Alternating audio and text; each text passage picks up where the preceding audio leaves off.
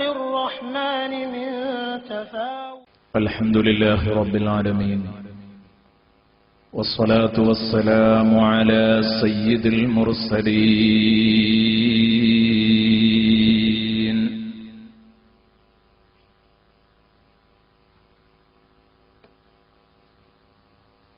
وعلى آله وصحبه كلهم أجمعين.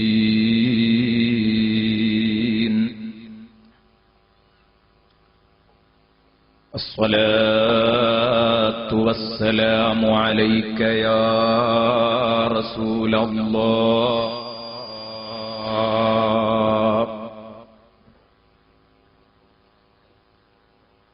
الصلاة والسلام عليك يا حبيب الله.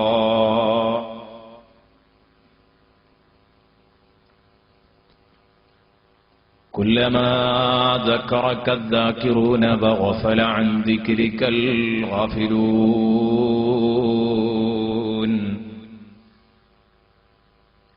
وكلما أحبك المحبون وأبغضك المبغضون.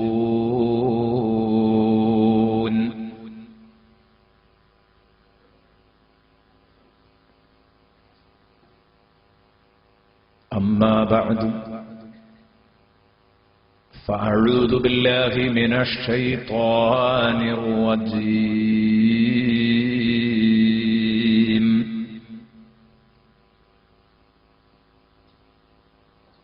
بسم الله الرحمن الرحيم.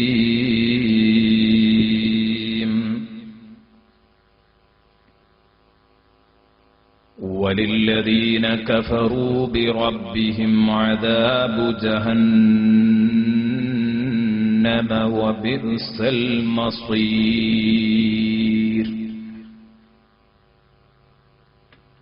إذا ألقوا فيها سمعوا لها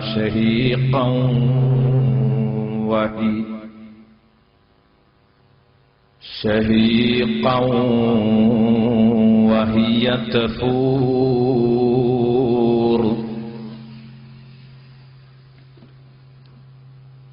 تكاد تميز من الغيظ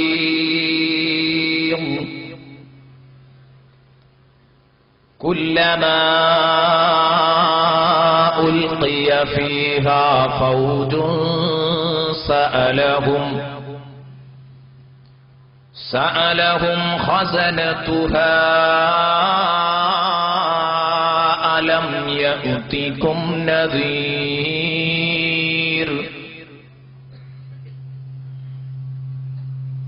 قالوا بلى قد جاءنا نذير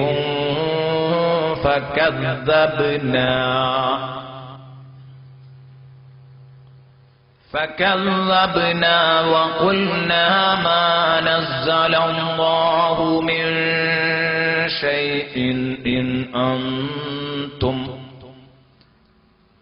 أنتم إلا في ضلال كبير.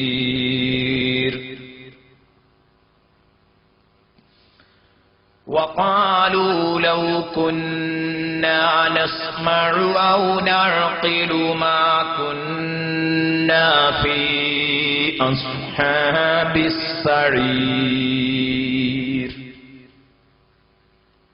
فاعترفوا بذنبهم فسحقا لأصحاب السعير. إن الذين يخشون ربهم بالغيب لهم مغفرة وأجر كبير.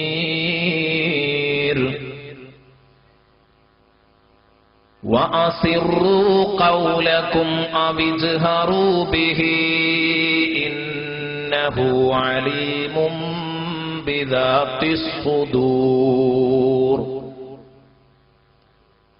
ألا يعلم من خلق وهو اللطيف الخبير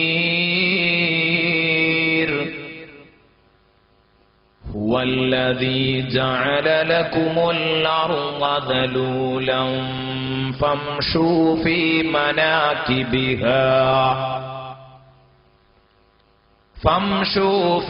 مناكبها وكلوا من رزقه وإليه النشور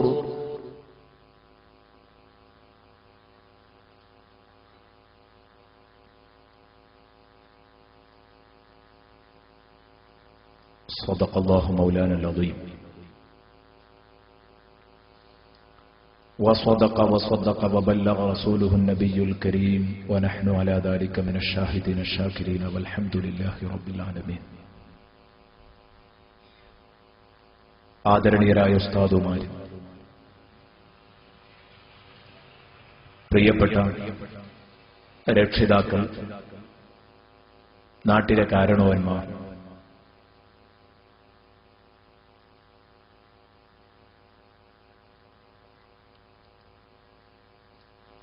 എന്റെ സ്നേഹനിധികളായ കൂട്ടുകാർ, ഈ സദസ്സിലേക്ക് എത്തിപ്പെട്ടിരിക്കുന്ന ഇന്നാട്ടിലും പരിസര പ്രദേശത്തുമുള്ള സഹോദര സഹോദരിമാര്, ഉമ്മപെങ്ങന്മാർ, ഇന്നലെ പറഞ്ഞതുപോലെ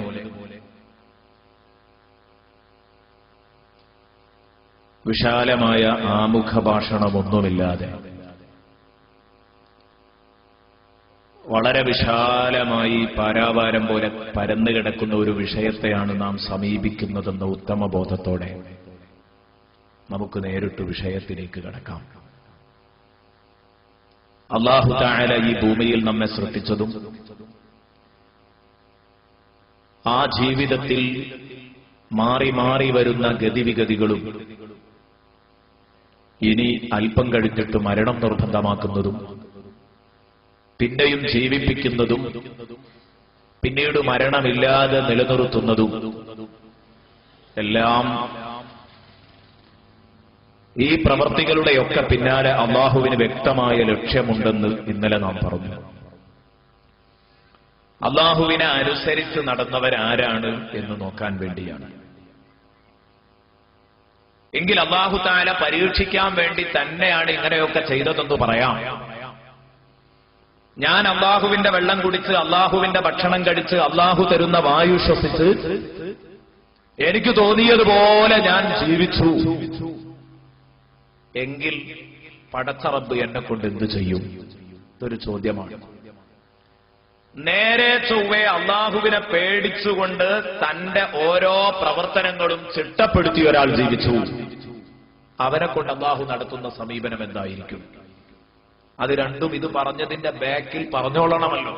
അതുകൊണ്ട് അല്ലാഹു ആദ്യം പറയാണ്, എന്നെ ഞാൻ പരീക്ഷിക്കാൻ വേണ്ടി ഈ ഭൂമിയിൽ സൃഷ്ടിച്ചു. വെള്ളവും ഭക്ഷണവും തീയും എല്ലാം മണ്ണും വിണ്ണുമെല്ലാം നൽകി. ഇങ്ങനെ നിങ്ങളെ പരിപാലിച്ചുകൊണ്ടിരിക്കുമ്പോൾ നിങ്ങൾ എന്റെ മുഖത്ത് ചവിട്ടുകയാണെങ്കിൽ ഈ നന്ദി കെട്ട വർഗത്തെ ഞാൻ എന്തു ചെയ്യും? അല്ലാഹു പറയുന്നു, വലില്ലദീന കഫറൂ ബിറബ്ബിഹിം അദാബു ജഹന്നമ വബിഅ്സൽ മസീർ. വലില്ലദീന കഫറൂ ബിറബ്ബിഹിം, അവരുടെ രക്ഷിതാവിനെ കൊണ്ട് നന്ദികേട് കാണിച്ചതാരാണോ, നന്ദി കെട്ട വർഗം ഏതാണോ, അല്ലാഹു ചെയ്തു തന്ന അനുഗ്രഹത്തോട് രക്ഷിതാവിനോട് നന്ദികേട് കാണിച്ച എല്ലാ ജനങ്ങൾക്കുമുണ്ട് അദാബു ജഹന്നം, അവർക്കുള്ളത് നരകശിക്ഷയാണ്. അദാബു ജഹന്നം, നരകശിക്ഷയാണ്. വബിഅ്സൽ മസീർ, വബിഅ്സൽ മസീർ. എത്ര വൃത്തികെട്ട മടക്ക കേന്ദ്രമാണ് നരകം. എത്ര വൃത്തികെട്ട സങ്കേതമാണ് നരകം. ഓർക്കാൻ പോലും വയ്യ. വല്ലാത്തൊരു വീടാണ്. വബിഅ്സൽ മസീർ. ഇവിടെ ആരെക്കുറിച്ചായി പറഞ്ഞത്? പക്കാ നിഷേധികളെ കുറിച്ചോ അള്ളാഹു ഇല്ല എന്ന് പറഞ്ഞു നടക്കുന്നവരെ കുറിച്ചാണോ ഈ അദാബു ജഹന്നം എന്ന് പറഞ്ഞത്? അവർക്കാണോ? അള്ളാഹുവിനോട് നന്ദി കെട്ട സർവകക്ഷികൾ എല്ലാവർക്കുമാണ് ഈ ജഹന്നം എന്ന നരകമുള്ളത്. നരകത്തെക്കുറിച്ച് പറയുമ്പോൾ എന്റെ പ്രിയപ്പെട്ട സഹോദരന്മാര് മനസ്സിലാക്കണം, വിശുദ്ധ ഖുർആനിൽ പല പ്രയോഗങ്ങളും നരകത്തെക്കുറിച്ച് പറഞ്ഞിട്ടുണ്ട്. ജഹന്നം എന്ന് പറഞ്ഞിട്ടുണ്ട്. ലവ എന്ന് നരകത്തെക്കുറിച്ച് വിശുദ്ധ ഖുർആൻ നടത്തിയ പരാമർശം കാണാം. ഹുത്തമ എന്ന് പറഞ്ഞിട്ടുണ്ട്. ഇന്നലെ നമ്മൾ പറഞ്ഞു മാ സലക്കക്കും ഫീ സഖർ. സഖർ എന്ന് നരകത്തെക്കുറിച്ച് പറഞ്ഞിട്ടുണ്ട്. ജഹീം എന്ന് നരകത്തെക്കുറിച്ച് പറഞ്ഞിട്ടുണ്ട്. ഇന്നലെ പറഞ്ഞു അദാബ് സഈർ. സഈർ എന്ന് നരകത്തെക്കുറിച്ച് പറഞ്ഞിട്ടുണ്ട്. ഹാവിയ എന്ന് നരകത്തെക്കുറിച്ച് പറഞ്ഞിട്ടുണ്ട്. വമാ അദ്റാക മാ ഹിയ നാറുൻ ഹാമിയ. ഹാവിയെ കുറിച്ച് ഫഉമ്മുഹു ഹാവിയ വമാ അദ്റാക മാ ഹിയ നാറുൻ ഹാമിയ. എന്നാൽ ഇവിടെ നാം മനസ്സിലാക്കേണ്ടത് നരകത്തിനെ കുറിച്ച് എന്തുകൊണ്ടാണ് അല്ലാഹു തആല ഇത്രയധികം ശൈലികൾ വിശുദ്ധ ഖുർആനിൽ പ്രയോഗിച്ചതെന്ന് ചോദിച്ചാൽ, നരകത്തിന് 7 തട്ടാണ്. മഹാന്മാര് ഭംഗിയായി ഈ കാര്യം നമ്മെ പറഞ്ഞു പഠിപ്പിക്കുന്നത് കാണാം.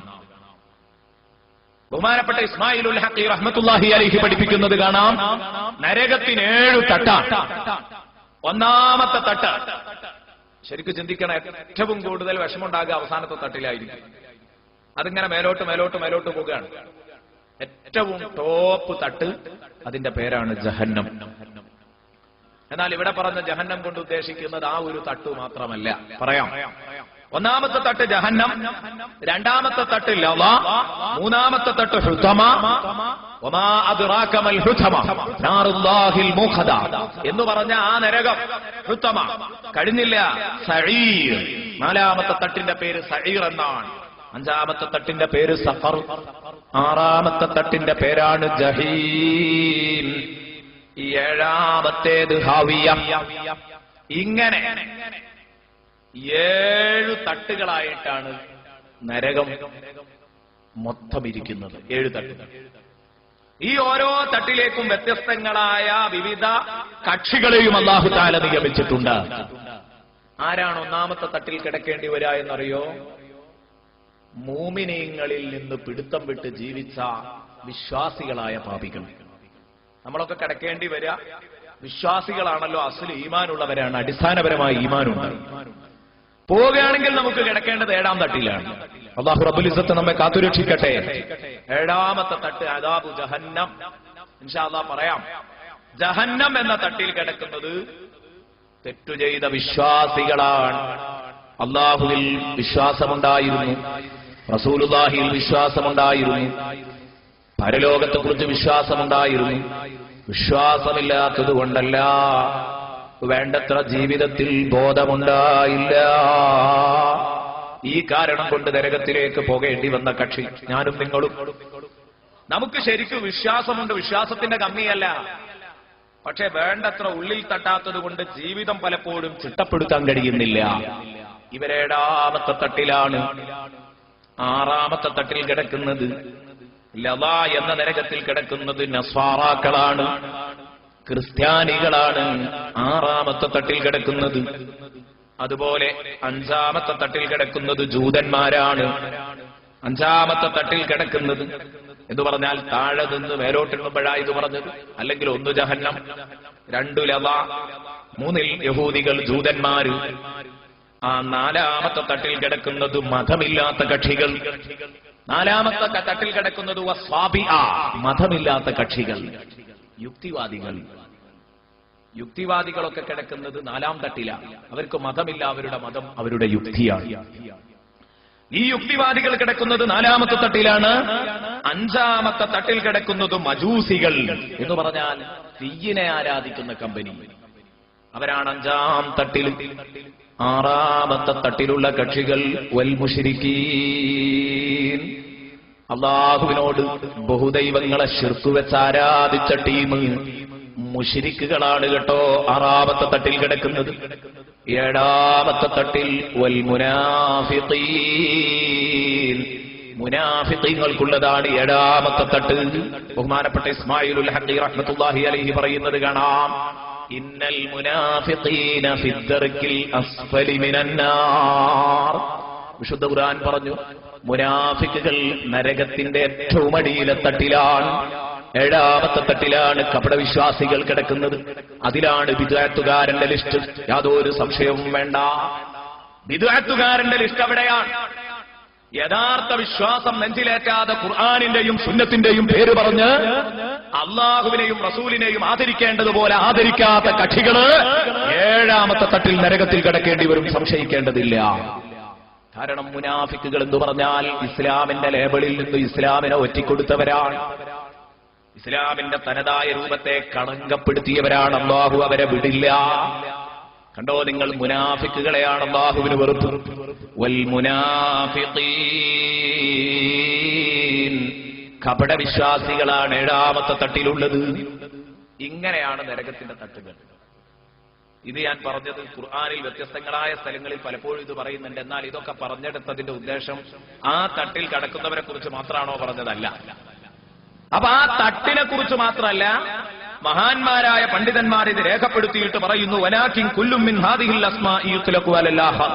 ജഹന്നം എന്ന് പറഞ്ഞാൽ തന്നെ ലവയും കൂടെ അവിടെ ഉദ്ദേശിക്കും, ഹുത്തമയും കൂടെ ഉദ്ദേശിക്കും. ഹുത്തമ എന്ന് പറഞ്ഞാൽ തന്നെ ജഹന്നം ഉദ്ദേശിച്ചേക്കാം.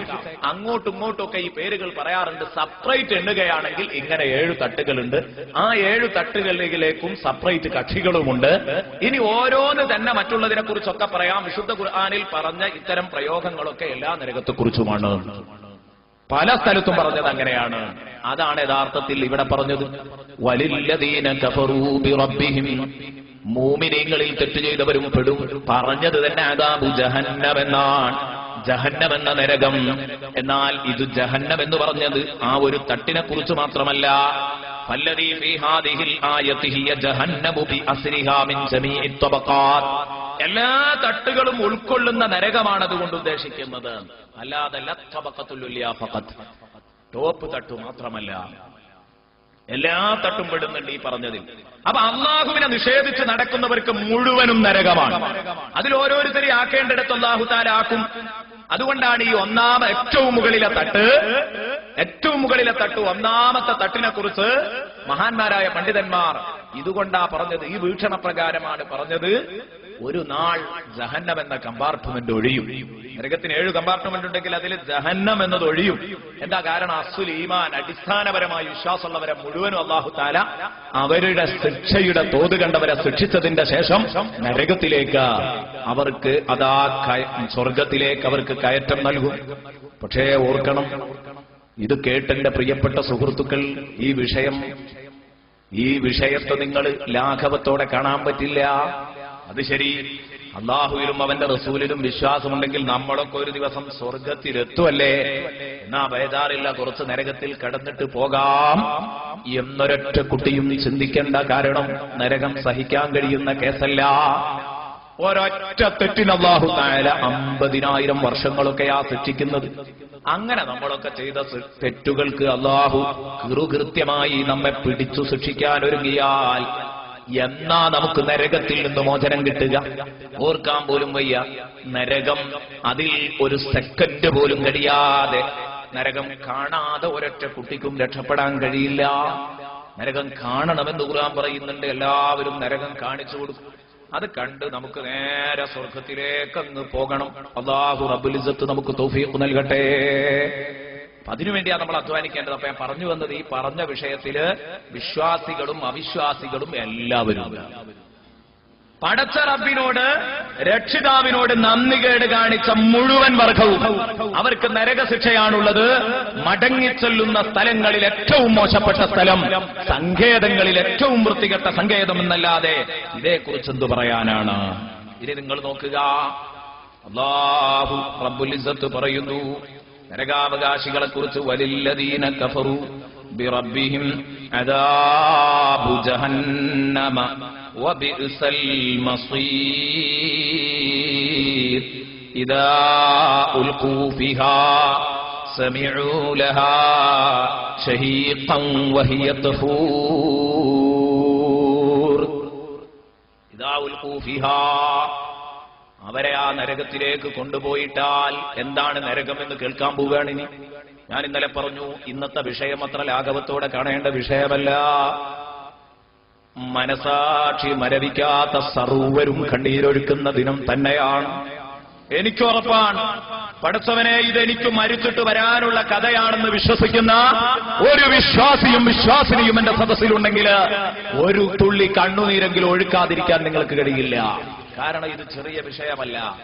നമുക്ക് ഭക്ഷണം തരുന്ന, വെള്ളം തരുന്ന, നമുക്ക് വായു നൽകുന്ന പടച്ച തമ്പുരാനാണ് നമ്മളോട് ഈ കാര്യം പറയുന്നത്. ഇത് കേട്ടില്ല എന്ന് നടിക്കാൻ പറ്റില്ല. ഇത് കേട്ടില്ല എന്ന് നടിക്കാൻ പറ്റില്ല.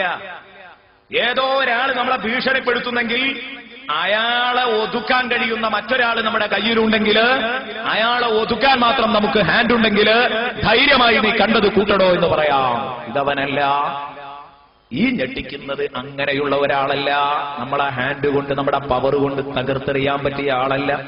തബാറകല്ലദീ ബിയദിഹിൽ മുൽക്കു വഹുവ അലാ കുല്ലി ശൈഇൻ ഖദീർ. പ്രതാപം കൊണ്ട്, ശക്തി കൊണ്ട്, കഴിവുകൊണ്ട്, സ്വാധീനം കൊണ്ട്, സർവാധികാരം കൈയാളുന്ന കാരണം കൊണ്ട് എല്ലാം തികഞ്ഞ തമ്പുരാന്റെ വചനങ്ങളാണ്. ഇദാ ഉൽഖൂ ഫിഹാ, അവരെ ആ നരകത്തിലേക്ക് എറിയപ്പെട്ടാൽ. കണ്ടോ നിങ്ങൾ ആ പ്രയോഗം, നരകത്തിലേക്ക് കൊണ്ടുപോയി അങ്ങ് ഇട്ടാൽ. എന്താ ഈ ഇടുക എന്ന് പറയാൻ കാരണം? സ്വർഗത്തിൽ കടത്തുന്നിടത്തുനിന്ന് അല്ലാഹു അങ്ങനെ പറയില്ല. ഉദ്ഖിലൂ, പ്രവേശിപ്പിക്കപ്പെട്ടാൽ ആദരവോടെയാണ്. അതങ്ങനെയല്ല, വലിച്ചെറിയാണ്, വിറകെറിയും പോലെ. അതുകൊണ്ടാണ് അല്ലാഹു തആല സൂറത്തുൽ അംബിയായിലാണെന്ന എന്റെ ഓർമ്മ ഹസബു ജഹന്നം എന്ന് പറഞ്ഞത് കാണാം ഖുർആനിൽ ഒരിടത്ത്. നരകത്തിന്റെ വിറകാണ് സത്യനിഷേധികള്, നന്ദി കെട്ട വർഗം, നരകത്തിന്റെ വിറകാണ്. നോക്ക് നിങ്ങൾ, ഇദാ ഉൽഖൂ ഫിഹാ, നരകത്തിലേക്ക് അവരെ കൊണ്ടുപോയങ്ങിട്ടാൽ സമിഉ ലഹാ ശഹീഖൻ വഹിയ തഫൂർ. സമിഉ ലഹാ, ആ നരകത്തിലേക്ക് അങ്ങിടുമ്പോ അവർക്ക് കേൾക്കാൻ കഴിയുന്നത്, നരകത്തിൽ നിന്ന് കേൾക്കാൻ കഴിയുന്നത് സമിഉ ലഹാ, ആ നരകത്തിൽ നിന്ന് അവർക്ക് കേൾക്കാം ശഹീഖ, നരകം കഴുതയെ പോലെ അലറുന്നത് കേൾക്കാം. വഹിയ തഫൂർ, ആ നരകം തിളച്ചു മറിയുന്നുണ്ട്. തിളച്ചു മറിയുന്ന നരകം അലറുന്നത് കേൾക്കാം. അതിലേക്കാണ് പെഥോ എന്ന് പറഞ്ഞ് ചെന്ന് വീഴാനുള്ളത്. ശഹീഖ്, കഴുതനാദം പോലെയുള്ള ശബ്ദം, അലർച്ചയാണ്. ഷഹീഖൻ എന്നതിനെ കുറിച്ച് മഹാന്മാര് പറഞ്ഞത് ഇമാം നസവി പറയുന്നു, സൗതം മുങ്കറൻ കസൗത്തിൽ ഹിമാർ, കഴുതയുടെ ശബ്ദം പോലെ വളരെ നീചമായ ശബ്ദം അവിടെ നിന്ന് കേൾക്കാം. ഒരു ഒരമ്പിയ സൗണ്ട്, ഒട്ടും സുഖകരമാകില്ല. വിശുദ്ധ ഖുർആൻ പറഞ്ഞതാണ്, ഇന്ന അങ്കറൽ അസ്വാത്തി ലസൗതുൽ ഹമീർ. ശബ്ദങ്ങളുടെ കൂട്ടത്തിൽ ഏറ്റവും മോശപ്പെട്ട ശബ്ദം കഴുതയുടെ ശബ്ദമാണ്. ആരാ പറയുന്നത്? വിശുദ്ധ ഖുർആൻ. ശഹീഖ, കഴുത അലറുന്നത് പോലെ നരകം ഇങ്ങനെ അലറുന്നത് കേൾക്കാം. വഹിയ തഫൂറ, നരകം ഇങ്ങനെ തിളച്ചു മറിയുന്നുണ്ട്. ആരാ ഈ അലറുക? നരക അലറുന്നു എന്നാണല്ലോ പറഞ്ഞത്. നരകാണോ അലറുന്നത്, അതോ നരകത്തിൽ ഇവരെ എറിയപ്പെടുമ്പോ അതിലുള്ള നരകാവകാശികളോ? ആദ്യമായിട്ട് എറിയപ്പെടുന്ന കക്ഷികളും ഇത് കേൾക്കുമല്ലോ. നരകത്തിൽ കത്തിക്കൊണ്ടിരിക്കുന്ന, അതിൽ പതഞ്ഞുകൊണ്ടിരിക്കുന്ന കൗമ, ആ കുറ്റവാളികൾ എന്തായാലും അലറുമെന്നുറപ്പല്ലേ? വിശുദ്ധ ഖുർആനിലേക്ക് നാം കണ്ണുതിരിക്കുമ്പോൾ നരകാവകാശികളും അലറും, അല്ല നരകം തന്നെയും അലറും. എന്തിനാ നിങ്ങൾ സംശയിക്കുന്നത്? കല്ലുകൾ കരയുമെന്ന് വിശുദ്ധ ഖുർആൻ പറഞ്ഞതല്ലേ? കല്ലുകൾ കരയുമെന്ന് വിശുദ്ധ ഖുർആൻ പറഞ്ഞതല്ലേ? ഇൻഷാ അല്ലാഹ് ഞാൻ പറയാൻ പോകുന്നുണ്ട് ജഅഫറുനി തയ്യാർ റളിയല്ലാഹു അൻഹുവിന്റെ വളരെ നമ്മയൊക്കെ പിടിച്ചു കുലുക്കുന്ന തരത്തിലുള്ള ഒരു കഥ.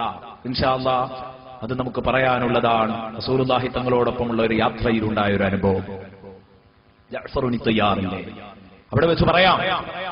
അപ്പോ നിർജീവമായ വസ്തുക്കള്, നമ്മളെ കയ്യും കാലും നമ്മുടെ ചെരുപ്പും നമ്മുടെ വസ്ത്രങ്ങളും ഒക്കെ സംസാരിക്കുന്ന ഒരു കാലം വരും എന്ന് പറഞ്ഞാൽ ആ ദിനത്തില് നരകം അലറുകയോ കരയുകയോ കൂക്കി വിളിക്കുകയോ ഒക്കെ ചെയ്യുമെന്ന് പറഞ്ഞാൽ നമുക്കത് വിശ്വസിക്കാൻ എന്താ പ്രയാസം?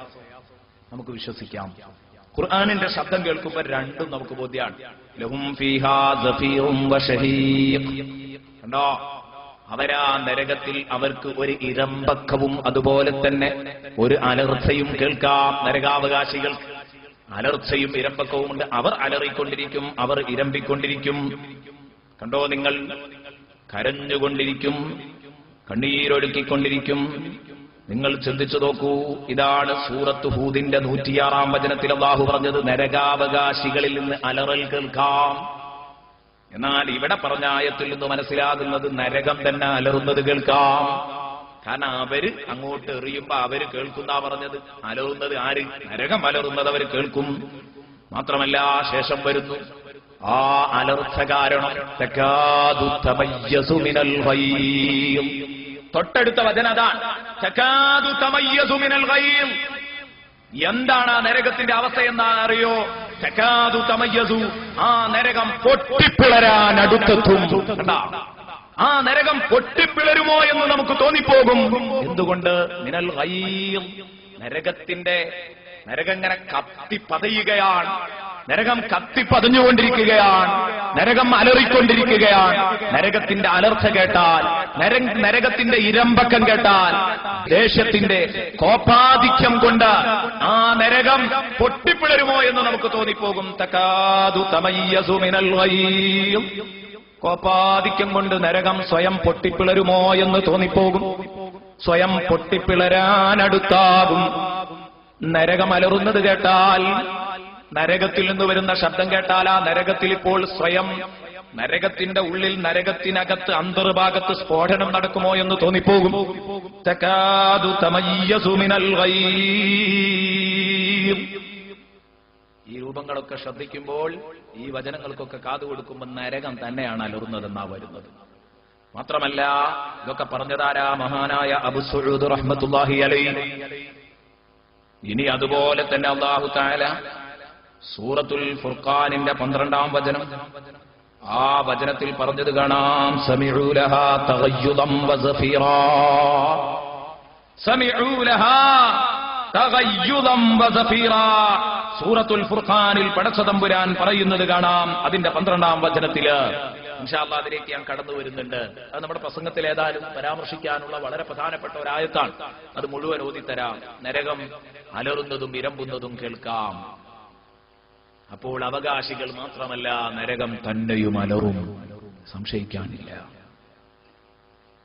വഹിയ തഫൂർ, ആ നരകം തിളച്ചുമറിയുകയാണ്. പടച്ചവനെ സുബ്ഹാനല്ലാഹ്, നരകം തിളച്ചുമറിയുന്നു. എങ്ങനെയായി തിളച്ചുമറിയൽ? എങ്ങനെയാണ് തിളച്ചുമറിയുന്നതെന്നറിയോ? ഖുർആൻ വ്യാഖ്യാതാക്കൾ അത് പരിചയപ്പെടുത്തുന്നു. വഹിയ തഫൂർ എന്ന് പറഞ്ഞാൽ തഗ്ലീബിഹിം വലയാനൽ മിർജലി ബിമാ ഫീ. കലത്തിനകത്തുള്ള വെള്ളം തിളച്ചുമറിയുന്നത് പോലെ നരകത്തിൽ കിടന്ന് ഇവരെ കൊണ്ട് നരകം തിളച്ചുമറിയും. കലത്തിനുള്ളിലുള്ള സാധനം തിളച്ചുമറിയുന്നത് പോലെ ഇവർ നരകത്തിൽ കിടന്നിട്ട് നരകാവകാശികളെ കൊണ്ടാണ് ഈ തിളച്ചുമറിയൽ. ഇമാം നസഫി റളിയല്ലാഹു അൻഹു പറഞ്ഞു, അതാ ബഹുമാനപ്പെട്ട ഇസ്മായിലുൽ ഹഖി പറഞ്ഞു, എന്താണ് അപ്പോഴുണ്ടാകുന്ന അവസ്ഥ എന്നറിയോ? ഫലാ യസാലൂന സാഇദീന ഹാബിതീൻ, മേലോട്ട് കയറി വരികയും താഴോട്ടിറങ്ങുകയും ചെയ്യും. അതെ, നരകം തിളച്ചിങ്ങ് പൊങ്ങുമ്പോ മേലോട്ടങ്ങ് വരും, അതങ്ങ് ഒതുങ്ങുമ്പോ താഴോട്ടങ്ങോട്ട് പോകും, വീണ്ടും മേലോട്ട് പൊങ്ങി വരും. കൂട്ടുകാരെ ഒന്ന് ചിന്തിക്കണം. ഒരു കലത്തിൽ വെട്ടിത്തിളക്കുന്ന വെള്ളം, ഒരു വലിയ ചെമ്പ് എന്ന് സങ്കല്പിച്ചോ, അതിലൊരു കൈവരൽ വെക്കാൻ കഴിയോ നിങ്ങൾക്ക്? ഇല്ല. അവിടെയാ ചിന്തിക്കേണ്ടത്. വലിയ ഒരു കലത്തിൽ നിങ്ങളിങ്ങനെ തിളപ്പിച്ച വെള്ളത്തിൽ ഇങ്ങനെ മറിഞ്ഞു കളിച്ചാൽ അതൊരു 2 മിനിറ്റ് കൊണ്ട് പണിയങ്ങ് തീർന്നെങ്കിൽ സമാധാനമുണ്ട്. ഇല്ല. കുല്ലമാ നദിജത് ജുലൂദുഹും ബദ്ദൽനാഹും ജുലൂദൻ ഗൈറഹാ. അവരുടെ ചർമ്മങ്ങൾ കത്തി പോകുമ്പോഴൊക്കെ സ്വാഭാവികമല്ലേ, ഉരുകിത്തീരും, കത്തിത്തീരും. ചർമ്മങ്ങൾ കത്തിത്തീരുമ്പം ബദ്ദൽനാഹും ജുലൂദൻ ഗൈറഹാ, വേറെ ചർമ്മങ്ങൾ അവർക്ക് ഞാൻ പകരം കൊടുക്കും. അവരുടെ ചർമ്മങ്ങൾ ചേഞ്ച് ചെയ്യും, പുതിയ തൊലികൾ അങ്ങനെ കൊടുക്കും. കണ്ടോ നിങ്ങൾ, ഇവിടെയൊക്കെ വലിയ അത്ഭുതമുണ്ട്. ഖുർആൻ പറഞ്ഞു, ലിയദൂഖുല്ലദാബ്. ഒന്നിനുമല്ല കേട്ടോ, വേദനയുടെ രുചി അറിയണമെങ്കിൽ തൊലി വേണ്ടേ? 300 കൊല്ലം മുമ്പ്, 3 നൂറ്റാണ്ട് മുമ്പ് ശാസ്ത്രം പറഞ്ഞിരുന്നത് വേദനാ സംവേദനികൾ തൊലിയിലല്ല, അവർ പറഞ്ഞിരുന്നത് മജ്ജയുമായി ബന്ധപ്പെട്ട് കിടക്കുകയായിരുന്നു എന്നാണ്. എന്നാൽ ഗവേഷണങ്ങൾ പുരോഗമിച്ചു. തായ്ലൻഡിലെ ശാസ്ത്രജ്ഞൻ തകറ്റാറ്റ് ജേഴ്സൺ എന്ന് പറയുന്ന ശാസ്ത്രജ്ഞൻ, അദ്ദേഹത്തിന്റെ പഠനങ്ങൾ പുരോഗമിച്ചു. അദ്ദേഹം കണ്ടെത്തി വേദനാ സംവേദനികൾ തൊലികളിലാണ്. അദ്ദേഹം വിളിച്ചു പറഞ്ഞു, വേദന അറിയുന്നത് തൊലിയുണ്ടായതുകൊണ്ടാണ്. തൊലിയുമായി ബന്ധപ്പെട്ടാണ് വേദനാ സംവേദനികൾ കിടക്കുന്നത്. അതുകൊണ്ട് ഒരാൾക്ക് ആഴത്തിൽ പൊള്ളലേറ്റിട്ടുണ്ടോ പിന്നീട് അയാൾക്ക് വേദനിക്കില്ല. ചിന്തിക്കണം നിങ്ങൾ. തകറ്റാറ്റ് ജേസനാണ് ഈ സത്യം ആദ്യമായി 3 നൂറ്റാണ്ട് മുമ്പ് നമ്മളോട് വിളിച്ചു പറയുന്നു. 300 കൊല്ലവും ചില്ലറയോ ഇതിന് പഴക്കമുള്ളൂ. അതിന്റെ മുമ്പൊക്കെ വിശ്വസിച്ചിരുന്നത് മജ്ജയിലാണ് വേദന. ഇന്നത് തെളിയിക്കപ്പെട്ടു. ഡോക്ടറുടെ അടുത്തൊരു വ്യക്തി പൊള്ളി. അയാളെ കൊണ്ടുവന്നാൽ ഡോക്ടർ മുട്ടുസൂചി കൊണ്ട് ഈ മുറിവിൽ കുത്തി നോക്കുന്നു. ആഴത്തിൽ പൊള്ളിയിട്ടുണ്ടെങ്കിൽ രോഗി, പൊള്ളലേറ്റ വ്യക്തി ഹാ എന്ന് പറയുന്നുണ്ടെങ്കിൽ ഡോക്ടർക്ക് സമാധാനമാണ്. ഡോക്ടർ ചിരിക്കും. കാരണം വേദനാ സംവേദനികൾ നഷ്ടപ്പെട്ടിട്ടില്ല, രക്ഷിക്കാനാകും. എന്നാൽ ആ കുത്തുകുത്തിയിട്ട് അനങ്ങുന്നില്ലേ, കഴിഞ്ഞിട്ടുണ്ട്, ഇനി രക്ഷിക്കാൻ കഴിയില്ല. ഇവിടെയാ നിങ്ങൾ ചിന്തിക്കേണ്ടത്. തകറ്റാറ്റ് ജേഴ്സൺ ഇത് കണ്ടെത്തിയപ്പം വേദന തൊലിയിലാണ്. ഇന്ന് നമുക്കതിന് ധാരാളം തെളിവുകളുണ്ട്. ഇഞ്ചക്ഷൻ അടിക്കുമ്പം അകത്തേക്കൊന്നും ചെല്ലണ്ട, തൊലി കഴിയുമ്പോഴേക്ക് നമുക്ക് വേദന തുടങ്ങും. ഇത് നമുക്കിന്ന് സ്ഥിരീകരിക്കപ്പെട്ട ഒരു യാഥാർത്ഥ്യമാണ്. ഇങ്ങനെ സ്ഥിരീകരിക്കപ്പെട്ട യാഥാർത്ഥ്യങ്ങളിലാണ് വിശുദ്ധ ഖുർആൻ അല്ലാഹുവിന്റെ കലാമാണെന്ന് നമുക്ക് കണ്ടെത്താൻ കഴിയുന്നത്. നിഗമനങ്ങളുടെ പിന്നാലെ നമ്മൾ ശാസ്ത്രങ്ങളോട് ഖുർആന്റെ ഏച്ചുകെട്ടിയാൽ പലപ്പോഴും ബുദ്ധിമുട്ടാകും. കണ്ടോ നിങ്ങൾ, ഖുർആൻ പറഞ്ഞതിലേക്കെത്തി. ഖുർആൻ പറയുന്നു, നാളെ നരകാവകാശികൾ കത്തിക്കരിയുമ്പം ബദ്ദൽനാഹും ജുലൂദൻ ഗൈറഹാ, പുതിയ ചർമ്മങ്ങൾ അവർക്ക് കൊടുക്കും. ഉസ്താദുമാർക്കൊക്കെ അറിയാം, ജുലൂദ് എന്ന് പറഞ്ഞാൽ ചർമ്മങ്ങളാണ്, ജിൽദ് എന്ന് പറഞ്ഞാൽ തൊലിയാണ്, ചർമ്മമാണ്. എന്തിനായി ചർമ്മം? ലിയദൂഖുൽ അദാബ്, വേദനാജനകമായ ശിക്ഷയുടെ ടേസ്റ്റ് അറിയണമെങ്കിൽ ചർമ്മം വേണ്ടേ? വേദനാ സംവേദനികൾ ചർമ്മത്തിലാണ് കുടിയിരിക്കുന്നതെന്നായി പഠിപ്പിച്ചത്. ആലോചിക്കുക നിങ്ങൾ. ഇങ്ങനെ അങ്ങോട്ട് വിളിച്ചു പറയുമ്പോൾ തകറ്റാറ്റ് ജേസൺ ഇതൊരു വലിയ അത്ഭുതമായി, തന്റെ ഗവേഷണ ഫലമായി കണ്ടെത്തിയ ഒരു വലിയ അത്ഭുതമായി ലോകത്തോട് വിളിച്ചു പറയുമ്പം അദ്ദേഹത്തോട് മുസ്ലിം പണ്ഡിതന്മാര് പറഞ്ഞു, ഇതാ ഖുർആൻ 14 നൂറ്റാണ്ടുകൾക്ക് മുമ്പ് ഞങ്ങളോട് പറഞ്ഞ ഒരു യാഥാർത്ഥ്യമാണിത്. ഖുർആൻ നേരത്തെ തന്നെ ഞങ്ങളോട് പറഞ്ഞൊരു യാഥാർത്ഥ്യമാണിത്. ആയത്തങ്ങ് ഓതിക്കൊടുത്തപ്പം അദ്ദേഹത്തിന്റെ ചരിത്രം പറയുന്നിടത്ത് കാണാം, അദ്ദേഹം ഉച്ചസ്ഥരം ഷഹാദ കലിമ ചൊല്ലി ഇസ്ലാമിലേക്ക് കടന്നു വന്നു എന്നുവരെ ചരിത്രത്തിൽ കാണാം. ഞാൻ പറഞ്ഞു വരുന്നത് എന്റെ പ്രിയപ്പെട്ട സുഹൃത്തുക്കൾ ചിന്തിക്കണം. അല്ലാഹുവിന്റെ കലാം അത് തിരുത്തപ്പെടില്ല. അതിനെ ചെയ്യാൻ ഒരാൺകുട്ടിക്കും കഴിയില്ല. പുരോഗമിക്കട്ടെ പഠനങ്ങൾ. ഇന്നലെ നമ്മൾ പറഞ്ഞല്ലോ, ഏതോ ഒരു 2ാം കിട ആളോടല്ല വിശുദ്ധ ഖുർആൻ ആ കൽപ്പനയൊന്നും നടത്തിയത്. ഗോളങ്ങൾ എല്ലാം മറികടന്ന് നീ പോയി, നിന്റെ ഗവേഷണം പോവട്ടെ. ശാസ്ത്രജ്ഞന്മാരെ തന്നെ വെല്ലുവിളിക്കുന്നു, കഴിയുമെങ്കിൽ പഠിക്ക്, വീണ്ടും പഠിക്കും.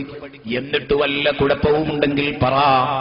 ആ സൃഷ്ടി രഹസ്യങ്ങളിലൊക്കെ ഒളിഞ്ഞിരിക്കുന്ന മഹാശക്തിയെക്കുറിച്ച് നീ ചിന്തിക്ക്.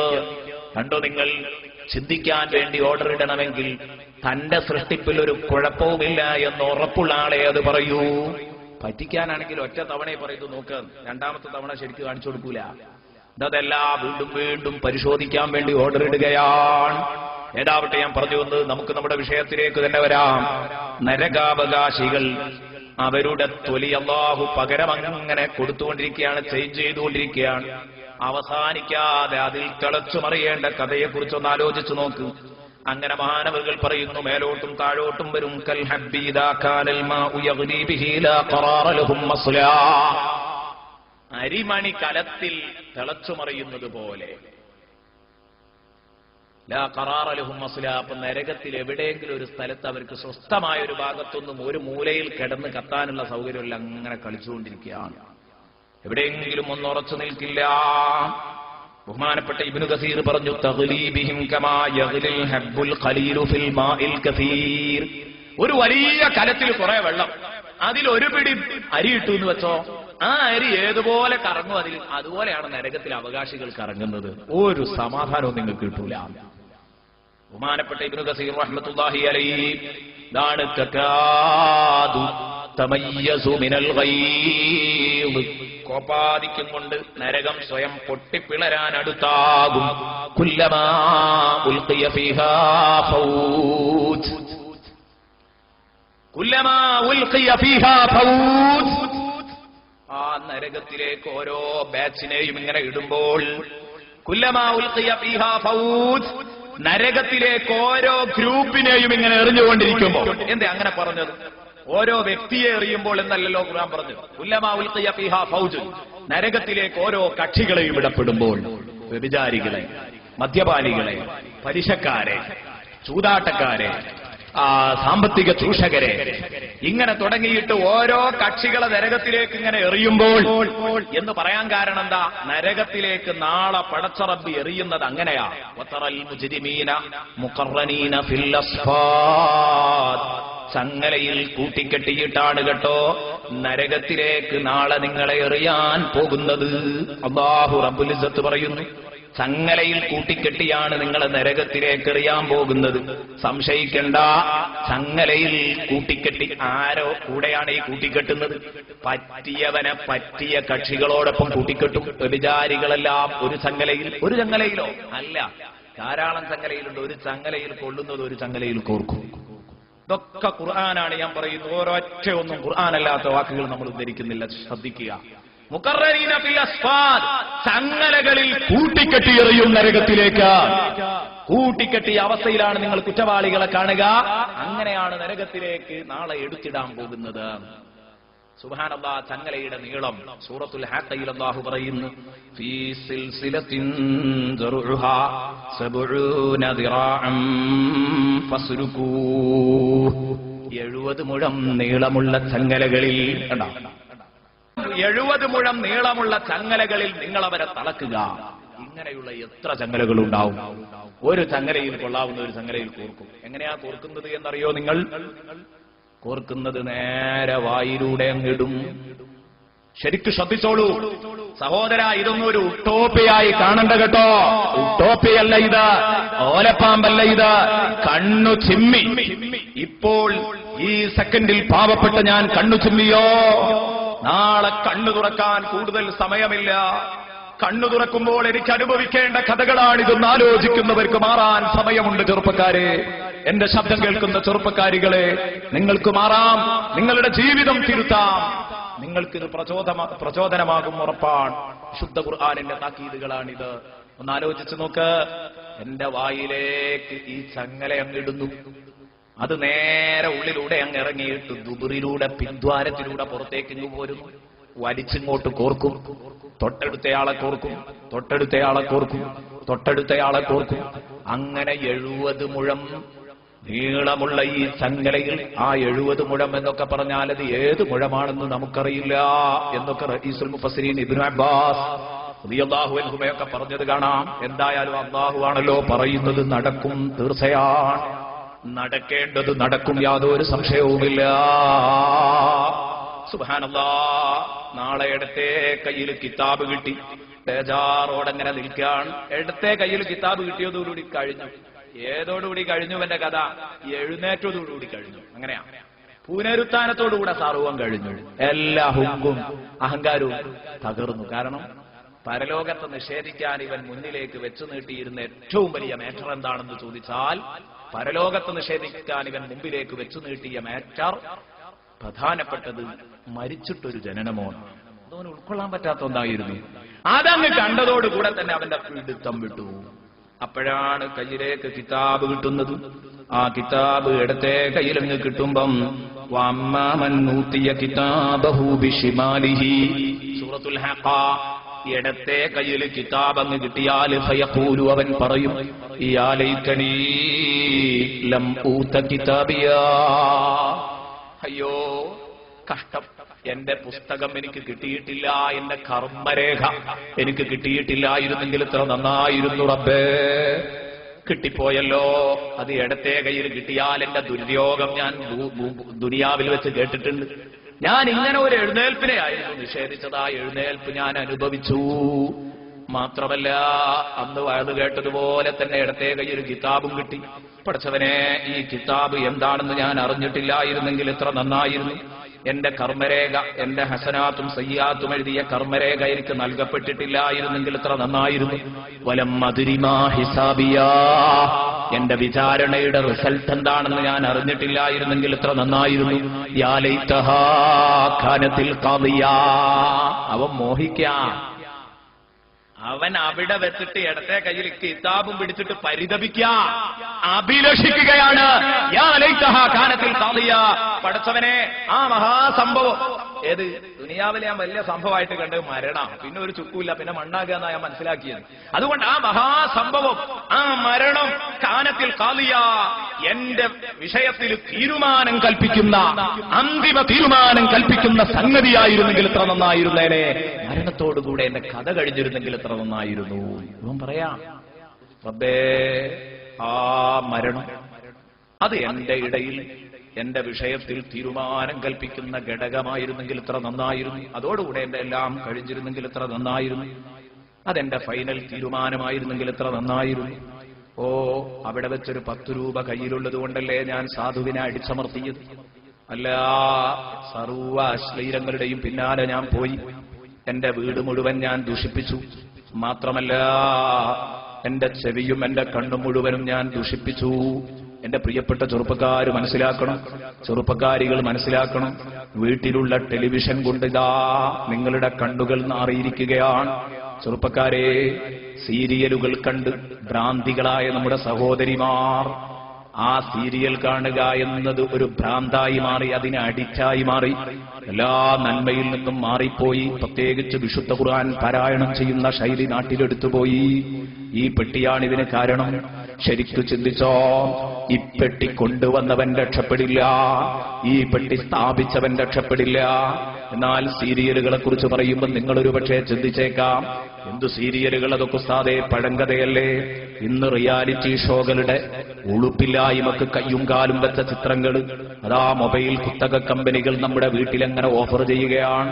നിങ്ങളുടെയൊക്കെ വീട്ടിലെ അടുക്കളയിലും ഓഫീസ് റൂമിലും ബെഡ്റൂമിലുമൊക്കെ അതാ ആ വിഭവങ്ങൾ നിങ്ങൾക്കങ്ങനെ തന്നുകൊണ്ടിരിക്കുകയാണ്, സപ്ലൈ ചെയ്തുകൊണ്ടിരിക്കുകയാണ്.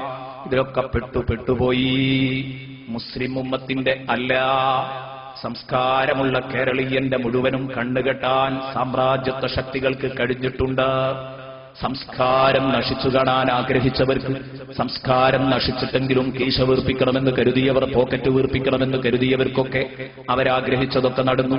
എന്നാൽ ഇന്നെന്റെ പ്രിയപ്പെട്ട ചെറുപ്പക്കാർ കണ്ണു മാത്രമല്ല കെട്ടിയത്, ഇന്ന് നമ്മുടെ ചെവിയും കെട്ടുന്നിടത്തേക്കാണ് വിഷയങ്ങൾ. FM റേഡിയോ ചാനലുകൾ ഇന്ന് ഏറ്റവും കൂടുതൽ എന്റെ പ്രിയപ്പെട്ട ചെറുപ്പക്കാർ ഉപയോഗിച്ചുകൊണ്ടിരിക്കുകയാണ്. ഒരു മൊബൈൽ കയ്യിലുണ്ടോ, അതാ ചെവിയും അടച്ചു പിടിച്ചെപ്പോഴും അവൻ ആസ്വദിക്കുകയാണ്. വഴിയോരത്ത് ബസ് കാത്തു നിൽക്കുന്ന ചെറുപ്പക്കാരന്റെ ചെവിയിൽ ഇതാണ്. മാത്രമല്ല, ട്രെയിനിലേക്ക് തള്ളിക്കയറുമ്പോഴും 2 കൈകൊണ്ടും പിടിക്കണമെന്നാലും ചെവിയിൽ ഇതുള്ളതുകൊണ്ട് പോക്കറ്റിൽ കിടക്കുന്ന മൊബൈലും ചെവിയിലേക്ക് ഇത് തിരുകി വെച്ചതുകൊണ്ട് അവന് പാട്ട് ആസ്വദിക്കുന്നിടത്ത് തടസ്സമില്ല. കിടക്കുമ്പോഴാവട്ടെ, അവന്റെ ഓഫീസ് വർക്കുകൾ ചെയ്യുമ്പോഴാവട്ടെ, അപ്പോഴൊക്കെ ഇതാ ഈ ഇക്കിളിപ്പെടുത്തുന്ന മനസ്സിനെയും അവയവങ്ങളെയും ശരീരത്തെയും സർവം ഇക്കിളിപ്പെടുത്തുന്ന തരത്തിലുള്ള ഈ വൃത്തികെട്ട പാട്ടുകൾ കേട്ടുകൊണ്ടിരിക്കുകയാണ്. നിങ്ങൾ ആലോചിക്കണം, ഇന്ന് ഏറ്റവും കൂടുതൽ മാർക്കറ്റില് ചെലവുള്ളത് ഈ FM റേഡിയോ സെറ്റുകൾക്കാണ് എന്ന് അത് കച്ചവടം ചെയ്തുകൊണ്ടിരിക്കുന്ന ഒരു സഹോദരൻ എന്നോട് പറഞ്ഞു. അത് വിൽക്കാൻ പറ്റുമോ എന്ന് മസ്തലയും ചോദിച്ച അയാൾ വന്നത്. ഞാൻ പറഞ്ഞു പറ്റില്ല എന്ന് പറഞ്ഞതോടുകൂടി അയാൾ അത് നിർത്തിവെച്ചു, അള്ളാഹുവിനെ വിചാരിച്ചുകൊണ്ട്. കാരണം തോന്നിവാസം മാത്രം നൽകിക്കൊണ്ടിരിക്കുന്ന എന്റെ പ്രിയപ്പെട്ട ചെറുപ്പക്കാരെ പേടിച്ചോ, നാളെ പടച്ച റബ്ബിന്റെ മുമ്പിൽ നമുക്ക് എഴുന്നേറ്റു നിൽക്കണമെന്ന ബോധമുണ്ടാകുന്നത് നല്ലതാണ്. മനുഷ്യന്മാരുടെ കൂട്ടത്തിലുണ്ട് മയ്യശ്തരീലഹുവൽ ഹദീസ്, അശ്ലീലങ്ങൾ, വൃത്തികേടുകൾ. നിങ്ങൾ ഉസ്താദുമാരോട് ചോദിച്ചു നോക്ക്, അതിന്റെ അർത്ഥം അതാണ്. അശ്ലീലങ്ങൾ, വൃത്തികേടുകൾ കാശ് കൊടുത്തു വാങ്ങുന്നവരുണ്ട്.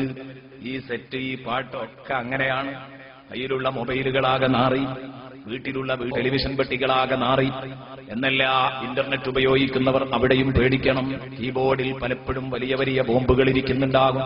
സെക്സ് ബോംബുകളിൽ നിങ്ങൾ ചെന്നുപെട്ടേക്കാം. ഒരിക്കലും കണ്ടുകൊണ്ട് കാണരുതെന്ന് നിങ്ങൾ വിചാരിച്ചതിലായിരിക്കും നിങ്ങൾ ചെന്ന് വീഴുന്നത്. പേടിക്കണം. എല്ലാം ഉപയോഗിക്കുമ്പം പടച്ച റബ്ബിനെ പേടിക്കണം. ആ ഉപകരണങ്ങളൊക്കെ ഖൈറും ശർറുമായ മാർഗത്തിൽ ഉപയോഗിക്കാം. എല്ലായിടത്തുമുണ്ട് ഖൈറും ഷർറും. ആ ഖൈറന്ത് ഷർറന്ത് എന്ന് പടച്ച റബ്ബ് വിശദീകരിച്ചു തന്നിട്ടുണ്ട്. അതുകൊണ്ട് തന്നെ ഇക്കിളിപ്പാട്ടുകളുടെ പിന്നാലെ പോവാതെ, അതുപോലെ തന്നെ സിനിമകളുടെ പടങ്ങളുടെ പിന്നാലെ പോവാതെ, അതേ രൂപത്തിൽ എന്റെ പ്രിയപ്പെട്ട സഹോദരന്മാരെ സഹോദരിമാരെ, അശ്ലീല ഗാനങ്ങളുടെ അഡിറ്റുകളാവാതെ, അശ്ലീല ചിത്രങ്ങളുടെ ആളുകളായി മാറാതെ നിങ്ങൾ തഖ്വ കീപ്പ് ചെയ്തു ജീവിക്കണം. അവനവിടെ വെച്ച് പറയുകയാണ്, ഞാൻ സർവ്വ വേണ്ടാത്തരവും ചെയ്ത് 10 കാശ് എന്റെ കയ്യിലുണ്ടായിട്ടാണ് സാധുവിനെ അടിച്ചമർത്തിയത്. അതുകൊണ്ടാണ് പലപ്പോഴും ഞാൻ പോക്കിരിത്തരം കാണിച്ചത്. എന്തുകൊണ്ടാ? എന്റെ സാമ്പത്തിക ശേഷി കൊണ്ടാണ്. പഠിച്ചവനെ ഇവിടെ വന്ന് നോക്കുമ്പോ ഇടത്തെ കയ്യിൽ കിതാബും കൊണ്ട് സാധു ഇങ്ങനെ നിൽക്കുക. എന്നിട്ട് അവൻ പറയുന്നു, മാ അവന അന്നീ മാലിയ. ഇത്ര വലിയ സാമ്പത്തികാസ്തി ഉണ്ടായിരുന്നു, എന്റെ സമ്പത്ത് എനിക്ക് ഉപകരിച്ചില്ലല്ലോ. മാ അവന അന്നീ മാലിയ ഹലക്കാന്നി സുൽത്താനിയ. പിന്നെ ഞാൻ പാവങ്ങളെ തല്ലി തകർത്തതെന്റെ സ്വാധീനം വെച്ചായിരുന്നു. ഹലക്കാന്നി സുൽത്താനിയ, എന്റെ സ്വാധീനവും ഇന്ന് തകർന്നു പോയി. ഇന്ന് സ്വാധീനം മുഴുവൻ പടച്ച റബ്ബിനാണ്. ഞാൻ അവന്റെ കയ്യിലെ പാവക്കുട്ടിയാണ്, അവന്റെ കയ്യിലെ കളിപ്പാവയാണ്. അവൻ എന്തുദ്ദേശിച്ചാലും അതൊക്കെ ചെയ്യാൻ കഴിയും. അങ്ങനെയാണ് ഇന്ന് എന്റെ ലെവൽ. അപ്പൊ അവനെങ്ങനെ ഖേദിച്ച് പറയാണ്, വലമ്മതിരി ഹലക്കാന്നി സുൽത്താനിയ. ഇതൊക്കെ പറഞ്ഞ് ശരിക്കും ചിന്തിച്ചോ, ഞാനായി നിൽക്കുന്നതെന്ന് ഞാൻ ഓർക്കുക, നിങ്ങളാണ് ഇതൊക്കെ പറയേണ്ടി വരാന്ന് ഓർക്കുക.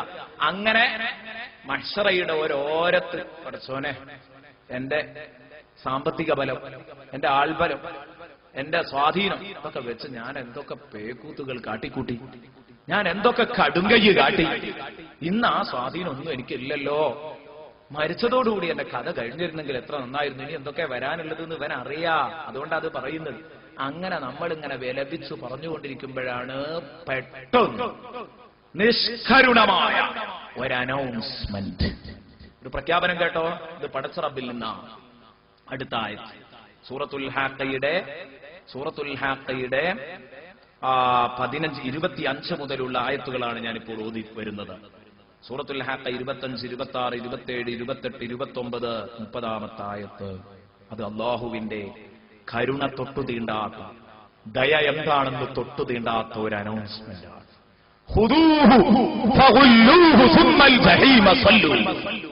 കണ്ടോ നിങ്ങൾ?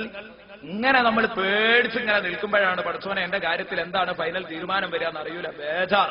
ആ ബേജാറിൽ ഇങ്ങനെ നിൽക്കുമ്പോഴാണ് അല്ലാഹുവിന്റെ തീരുമാനം. ചങ്ങലയിൽ തളക്ക, എന്നിട്ട് കത്തിച്ചൊലിക്കുന്ന ആ നരകത്തിലേക്ക് വലിച്ചെറിയൂ അവനെ. എവിടെ?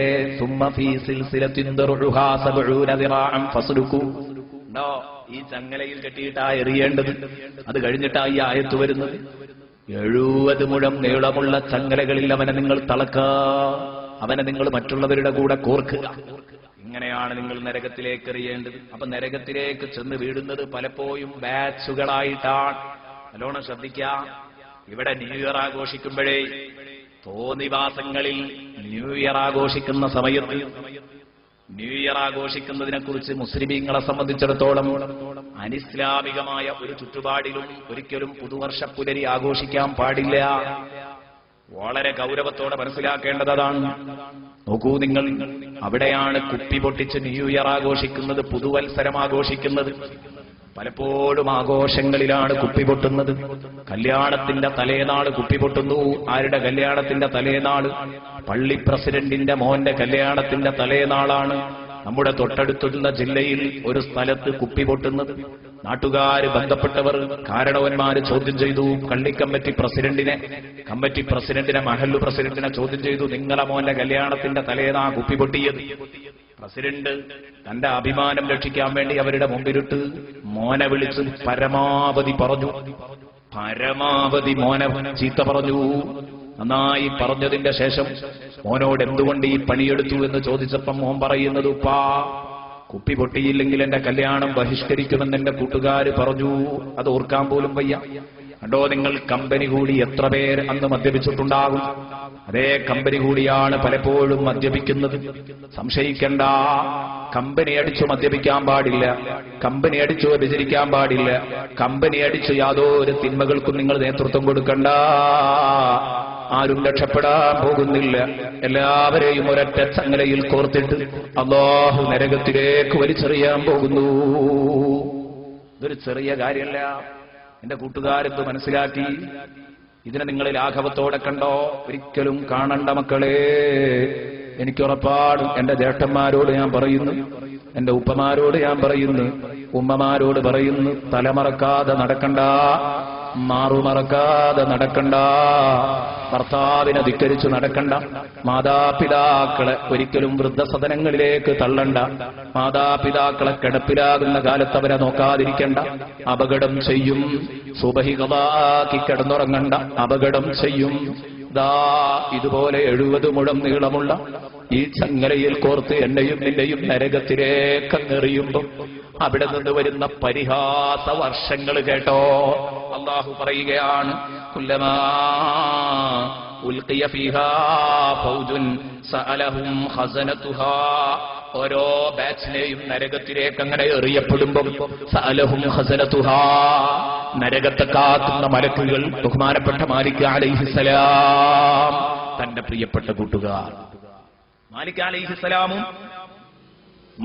അലൈഹിസ്സലാമും തന്റെ സഹായികളും നരകത്തെ കാക്കുന്ന മലക്കുകള് ഇവരോട് ചോദിക്കും, അലം യഅതികും നദീർ, ഇല്ല നിങ്ങൾക്ക് താക്കീതുകാരൻ വന്നിരുന്നില്ലേ? വയതൊന്നും കേൾക്കാത്തത് കൊണ്ടാണോ എന്റെ കുട്ടി ഇവിടെ എത്തിയത്? നോക്കണത് കളിയാക്കി ചോദിക്കുക. പ്രസംഗമൊന്നും കേട്ടിട്ടില്ലായിരുന്നോ? വിശുദ്ധ ഖുർആനിന്റെ കൊള്ളുന്ന താക്കീതുകൾ കേട്ടിട്ടുണ്ടാവില്ല അല്ലേ?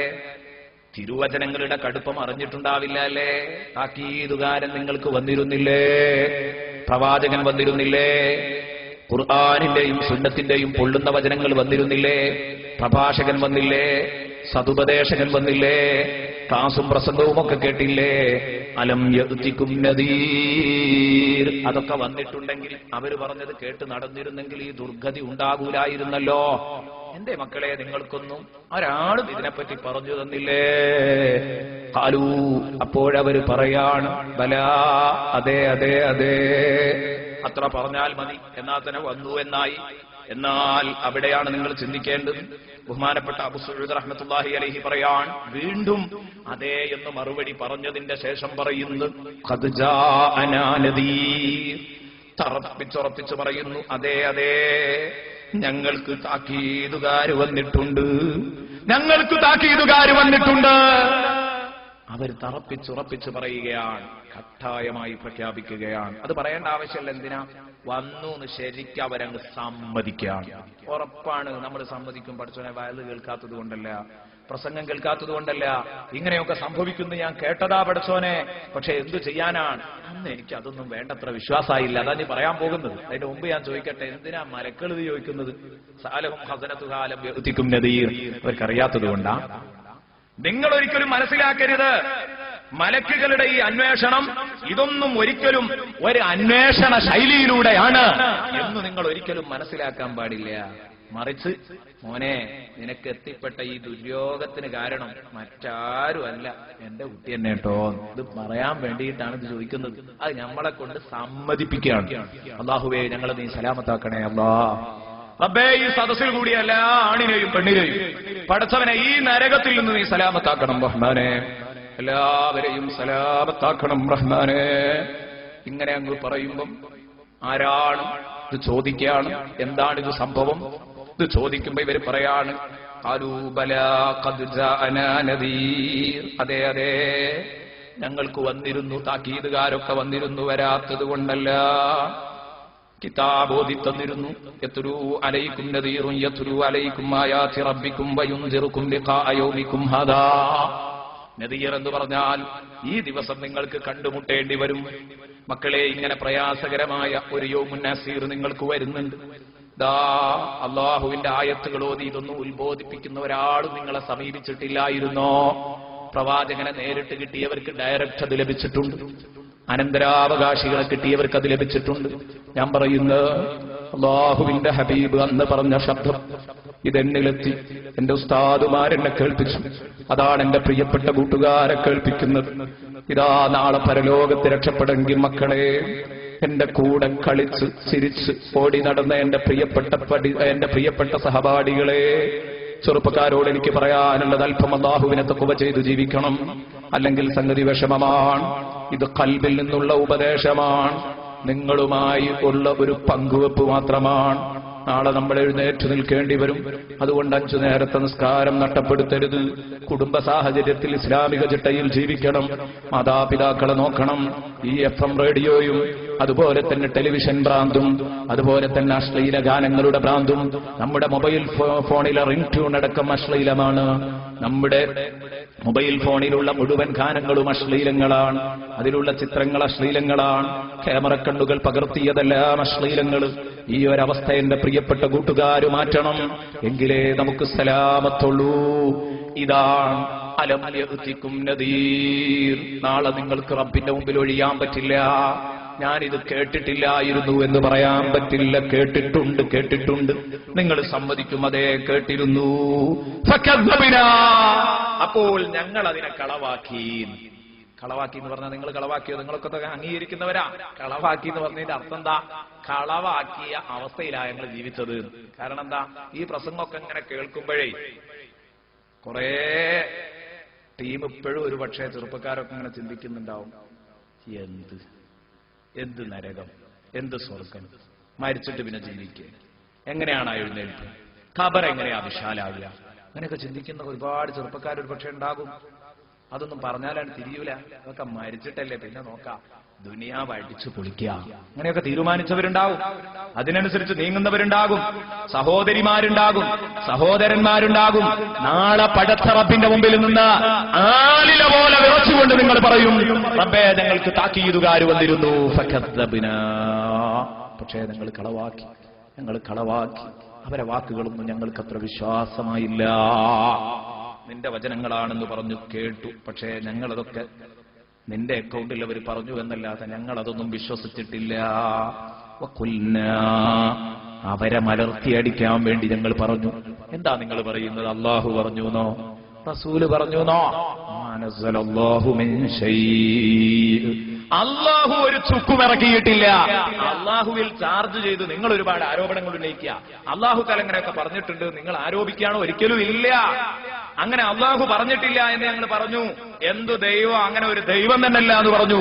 അങ്ങനെ ഒരു അള്ളാഹു ഇല്ല. അള്ളാഹു ഒരു നിർദ്ദേശം ഇറക്കിയിട്ടില്ല. അതൊന്നുമില്ലെന്ന് ഞങ്ങൾ പറഞ്ഞു. ഇൻ അൻതും ഇല്ലാ ഫീ ളലാലിൻ കബീർ. എന്തിനധികം ഞങ്ങൾ സ്വീകരിച്ചില്ല എന്നല്ല, ഈ സതുപദേശകരെ ഞങ്ങൾ കൊച്ചാക്കി എന്നല്ല, അവരോട് ഞങ്ങൾ പറഞ്ഞു, ഇൻ അൻതും ഇല്ലാ ഫീ ളലാലിൻ കബീർ. നിങ്ങൾ വലിയ പിഴവിലാണ് എന്ന് പറഞ്ഞാൽ നിങ്ങൾക്ക് നേരം വെളുത്തിട്ടില്ല. ഇൻ അൻതും ഇല്ലാ ഫീ ളലാലിൻ കബീർ. നിങ്ങൾ നേരം വെളുക്കാത്ത മൊല്ലമാരാണ്, നിങ്ങൾ നേരം വെളുക്കാത്ത മുസ്ലിയാക്കന്മാരാണ്. നിങ്ങൾക്ക് എന്താണ് ലോകമെന്നറിയില്ല, നിങ്ങൾക്ക് ലോകമറിയില്ല, നിങ്ങൾക്ക് നേരം വെളുത്തിട്ടില്ല. എന്തു മതനിയമങ്ങൾ എന്ന് ഞങ്ങൾ അന്നവരോട് ചോദിച്ചു. നിങ്ങൾ യാഥാസ്ഥികരാണ്, നിങ്ങൾ നേരം വെളുക്കാത്ത ടീമാണെന്ന് അവരോട് പറഞ്ഞു. എന്റെ പ്രിയപ്പെട്ട കൂട്ടുകാർ ചിന്തിക്കുക, ഇത് വളരെ കടുപ്പമുള്ള സംഗതിയാ. നല്ലോണം കടുപ്പുണ്ട്. മാ നസ്സലല്ലാഹു മിൻ ശൈ.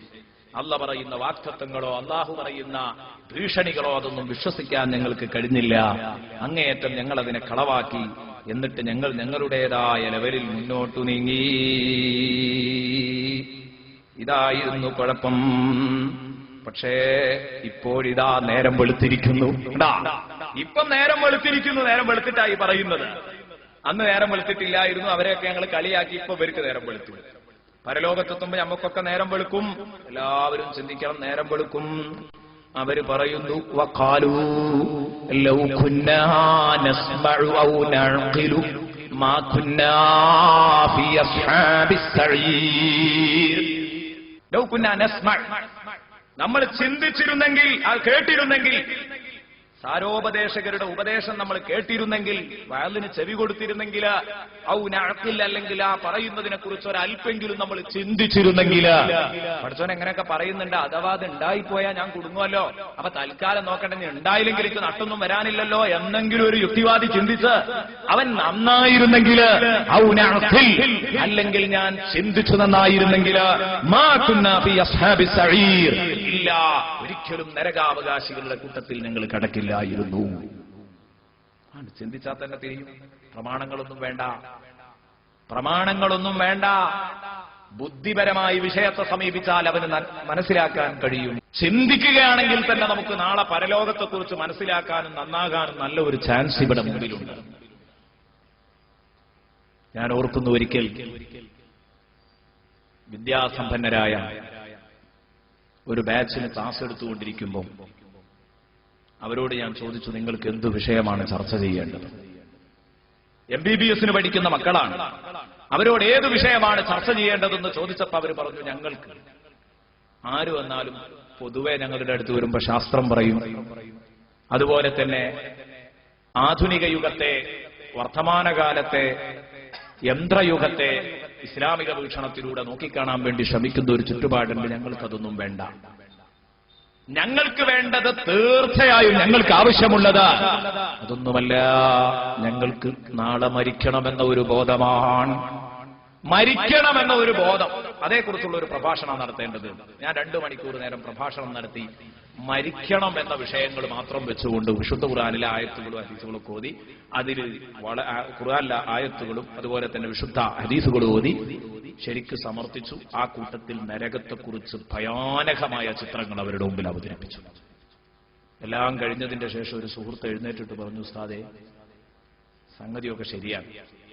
നിങ്ങളിപ്പോ അറിഞ്ഞതുപോലെയൊക്കെയാണ് സംഗതി എങ്കിൽ സംഗതി വിഷമാണ്. അത് ഞാനും സമ്മതിക്കുന്നു.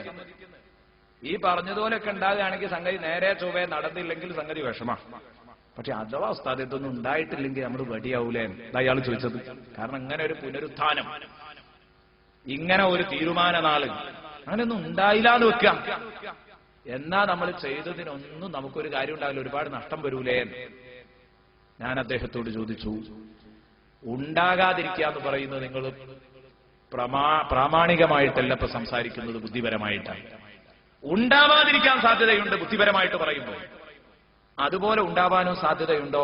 ഉണ്ടാവാൻ സാധ്യതയുണ്ടോ? അയാൾ പറഞ്ഞു, ഉണ്ടാവാനും സാധ്യതയുണ്ട്. കാരണം രണ്ടിനും തെളിവില്ല. ഉണ്ടാവും ചെയ്യാം, ഉണ്ടാവാതിരിക്കും ചെയ്യാം. ഞാൻ ചോദിച്ചു, രണ്ടിന്റെയും കൂടെ ശതമാനം ഒന്ന് പറഞ്ഞു തരണ്ട. രണ്ടും ഏത് ലെവലിലാണ് നിൽക്കുന്നത് എന്ന് പറയണം. ഉണ്ടാവാതിരിക്കാനുള്ള സാധ്യത എത്ര ശതമാനമാണ്? ഉണ്ടാവാനുള്ള സാധ്യത എത്ര ശതമാനമാണ്? അയാൾ പറഞ്ഞു, രണ്ടും 50-50. കാരണം എനിക്ക് പിടുത്തം തരാത്ത രൂപത്തിലാണ് അദ്ദേഹം സംസാരിക്കുന്നത്. നമുക്ക് അത്രേ കിട്ടേണ്ടതുള്ളൂ. 50% പരലോകം ഉണ്ടാവാതിരിക്കാം, 50% ഉണ്ടാവുകയും ചെയ്ത. കാരണം പറയുന്നവർക്ക് രണ്ടു കൂട്ടർക്കും തെളിവില്ല.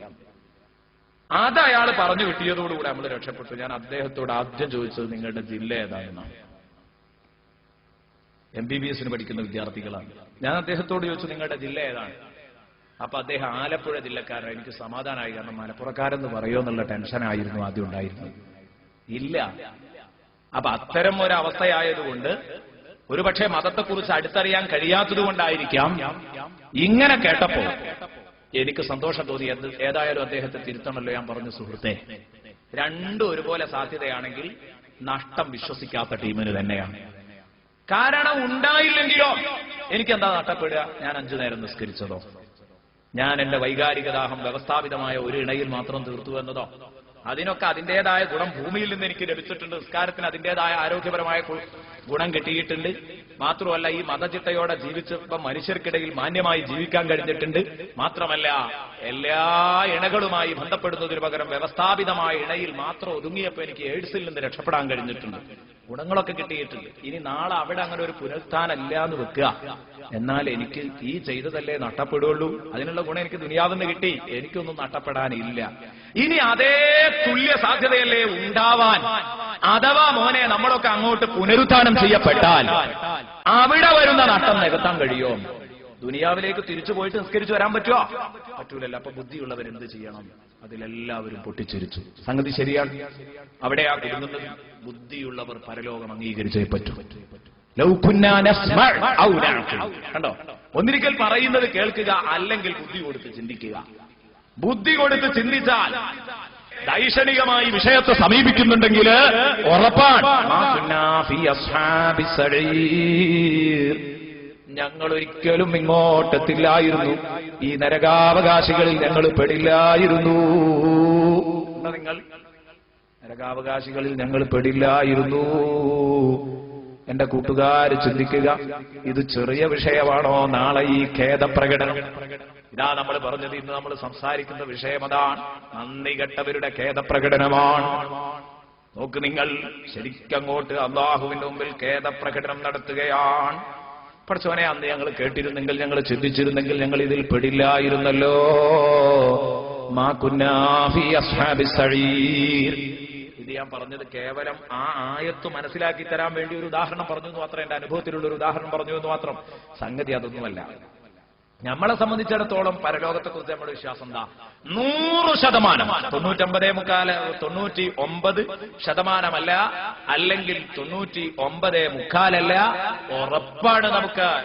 എന്ത് 100% ഇതുണ്ടാകുമെന്ന് എനിക്ക് ഉറപ്പാണ്, നിങ്ങൾക്കും ഉറപ്പാണ്. അതുകൊണ്ടാണ് നിങ്ങൾ ഈ ശബ്ദം കേൾക്കാൻ വന്നത്. അള്ളാഹു പറയുന്നത് കേൾക്കാൻ വന്നവർക്കൊക്കെ ഉറപ്പാണ്, അള്ളാഹുവിൽ വിശ്വസിച്ചവർക്കൊക്കെ ഉറപ്പാണ്. അപ്പൊ നമ്മൾ ഈ പരലോകത്ത് രക്ഷപ്പെടാനുള്ള ശ്രമങ്ങൾ നടത്തിയില്ലെങ്കിൽ, അതിനുള്ള ഏർപ്പാടുകൾ നമ്മൾ നടത്തിയില്ലെങ്കിൽ, എന്റെ പ്രിയപ്പെട്ട സുഹൃത്തെ, എനിക്കും നിങ്ങൾക്കും രക്ഷപ്പെടാൻ കഴിയുമോ? ചിന്തിച്ചോ?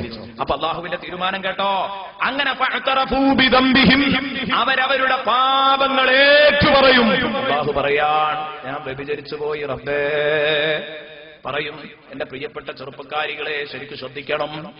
എല്ലാ തോന്നിവാസങ്ങളും അവിടുന്ന് പറയും, അല്ലാഹുവേ, ഞാൻ അശ്ലീല പ്രവർത്തനങ്ങളിൽ പെട്ടുപോയി, ഞാൻ തലമറക്കാതെ നടന്നുപോയി, ഞാൻ വെറും ടെലിവിഷന്റെ മുമ്പിൽ സമയം കൊന്നുകളഞ്ഞു,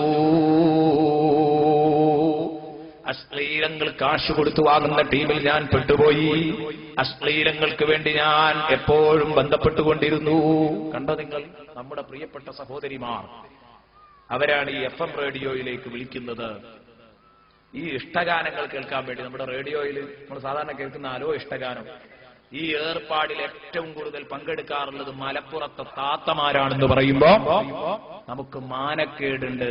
അള്ളാഹുവിലും റസൂലിലും വിശ്വസിക്കുന്ന ഒന്നാം തരം മഹിളാമണികൾ അവരാണ് യഥാർത്ഥത്തില് ഈ ഉളുപ്പില്ലാതെ ഇദ്ദേഹത്തോട് കൊഞ്ചിക്കൊടയാനും സംസാരിക്കാനും നിൽക്കുന്നത്.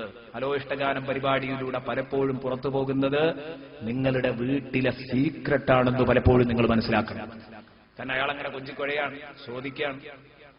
നമുക്കെല്ലാം എപ്പോഴും അറിയാം, എന്താ അയാൾക്കൊരു പേരുണ്ട്, RK മാമൻ അല്ലേ? RK മാമൻ. അദ്ദേഹം ഇത്തരം പരിപാടിക്കൊന്നും വരില്ല എന്ന് വെക്കുക, അദ്ദേഹത്തിന് കാശാണ് ആവശ്യം. പക്ഷേ ഈ അഡ്രസ്സിൽ മറ്റു പലർക്കും പലതും തെളിയുന്നുണ്ട്. ഭർത്താവ് എവിടെയാണ്, എത്ര കുട്ടികളുണ്ട്, എന്തൊക്കെയാണ് വിശേഷങ്ങൾ, കുട്ടികളൊക്കെ എവിടെ പോയി, ആകെ ഒരു കുഞ്ഞ്, ഭർത്താവ് ഗൾഫിലും, കുഞ്ഞ് പഠിക്കാൻ വേണ്ടി ഇംഗ്ലീഷ് മീഡിയത്തിലും പോയി. ഒറ്റക്കാണല്ലേ, ഇവനങ്ങനെ തുടങ്ങാണ് കിന്നാരം. അതിനനുസരിച്ച് ഇവളങ്ങനെ പറഞ്ഞുകൊണ്ടിരിക്കുകയാണ്. ഉടുപ്പില്ലാത്ത പെണ്ണെ കരുതിക്കോ, നാളെ പടച്ചുറപ്പിന്റെ മുമ്പിൽ മറുപടി പറയേണ്ടി വരും. ഇവിടെ ആർക്കൊക്കെ പാത തെളിയുന്നുണ്ടെന്നറിയോ നീയ? ഇതിലൂടെ ആർക്കൊക്കെയാണ് റൂട്ട് തെളിയുന്നതെന്നറിയോ? മോഷ്ടാക്കൾക്ക് റൂട്ട് തെളിയുന്നുണ്ട്. നിന്റെ വീടിന്റെ ചിത്രം അവർക്ക് കിട്ടുന്നുണ്ട്, ആ വീടിന്റെ പ്രതാപം അവരറിയുന്നുണ്ട്, നിന്റെ അഡ്രസ് അവർക്ക് കിട്ടുന്നുണ്ട്, ഞരമ്പ് രോഗികൾക്ക് വഴി തെളിയുന്നുണ്ട്. സംശയിക്കണ്ട, പേടിക്കണം. ഇത് ചെറിയ കാര്യമല്ല. ഈ കൊഞ്ചല്, ഈ കിന്നാരം, ഇത് പടച്ചുറപ്പിന്റെ മുമ്പിൽ മറുപടി പറയേണ്ടി വരുന്ന കാര്യമാണ്. അങ്ങനെ ഈ പാപങ്ങളൊക്കെ നാളെ റബ്ബിന്റെ മുമ്പിൽ നീ സമ്മതിച്ചു പറയും, റബ്ബേ പറ്റിപ്പോയി പറ്റിപ്പോയി പറ്റിപ്പോയി. അപ്പൊ അള്ളാഹു പറയുകയാണ്, നേരത്തെ പറഞ്ഞതുപോലെയുള്ള ഒരു അനൗൺസ്മെന്റ് കേട്ടോ,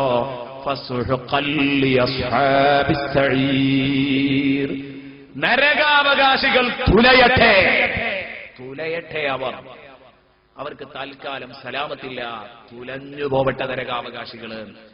എലിയെത്ര കരഞ്ഞാലും പൂച്ചക്ക് കണ്ണീര് പൊട്ടില്ല. നമ്മൾ കേട്ടതാണ്.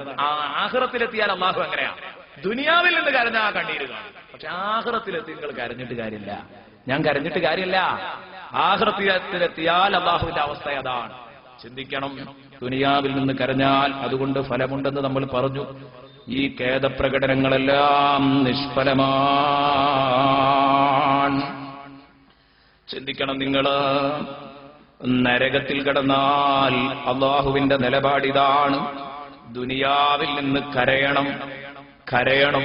കരയാനുള്ളതൊക്കെ ദുനിയാവിൽ നിന്ന് കരയണം. കരയാതെ പോയാൽ അവന് രക്ഷപ്പെടാൻ കഴിയില്ല. എങ്കിലേ ഫലിക്കൂ. കരുണ തൊട്ടു തീണ്ടാത്ത പ്രഖ്യാപനമാണ്, ഉത്തരവാണ് അള്ളാഹുവിന്റെ ഭാഗത്തു നിന്ന് നിങ്ങൾ കേട്ടത്. ഇനി കേൾക്കണോ നിങ്ങൾക്ക് അള്ളാഹുവിന്റെ ഭാഗത്തു നിന്നുള്ള മറ്റൊരു കരുണയില്ലാത്ത മറ്റൊരു അനൗൺസ്മെന്റ്? ശ്രദ്ധിക്കുക. ഇദാ റഅതുഹും മിൻ മകാനിൻ ബഈദ് സമിഉ ലഹാ തഗയ്യുദൻ വസഫീറാ. ഇദാ റഅതുഹും മിൻ മകാനിൻ ബഈദ്. നരകം അവരെ എത്രയോ ദൂരദിക്കിൽ നിന്ന് ഇവരെ കണ്ടാൽ. ശരിക്ക് ഇൻഷാ അല്ലാഹ് നമുക്കതിന്റെയൊക്കെ അർത്ഥങ്ങൾ നേരെ അങ്ങോട്ട് വെക്കാം. അതോടുകൂടി തന്നെ നമ്മൾ നന്നാവും, സംശയിക്കണ്ട. എനിക്കും നിങ്ങൾക്കും നന്നാവാനുള്ള ചാൻസ് ഇവിടെയുണ്ട്. എനിക്കും നിങ്ങൾക്കും നന്നാവാം. സൂറത്തുൽ ഫുർഖാൻ, സൂറത്തുൽ ഫുർഖാനിന്റെ 12-ാം വചനം മുതൽ, സൂറത്തുൽ ഫുർഖാനിന്റെ 12-ാം വചനം മുതൽ 16-ാം വചനം വരെ അല്ലാഹു തആല പറയുന്നത് എന്നോടും നിങ്ങളോടും ഇതിനെക്കുറിച്ചാണ്. പേടിക്കണം. നാളെ പരലോകത്ത് നരകം അതാ പിടിച്ചു വലിച്ചു കൊണ്ടുവരികയാണ് മലക്കുകൾ. 70,000 വട്ടക്കണ്ണികളുണ്ട്. ഓരോ വട്ടക്കണ്ണികളിലും 70,000 മലക്കുകൾ പിടിച്ചു തൂങ്ങി വലിച്ചു കൊണ്ടുവരികയാണ് നരകത്തെ. ആ നരകത്തെ വലിച്ചു കൊണ്ടുവരുമ്പോൾ ഇദാ റഅതുഹും, ആ നരകം ഈ നരകാവകാശികളെ കണ്ടാൽ മിമ്മകാനിൻ ബഈദ്, വളരെ ദൂരദിക്കിൽ നിന്ന് കണ്ടാൽ ഇവരെ പിടിക്കാൻ വേണ്ടി നരകം ചാടുകയാണ്.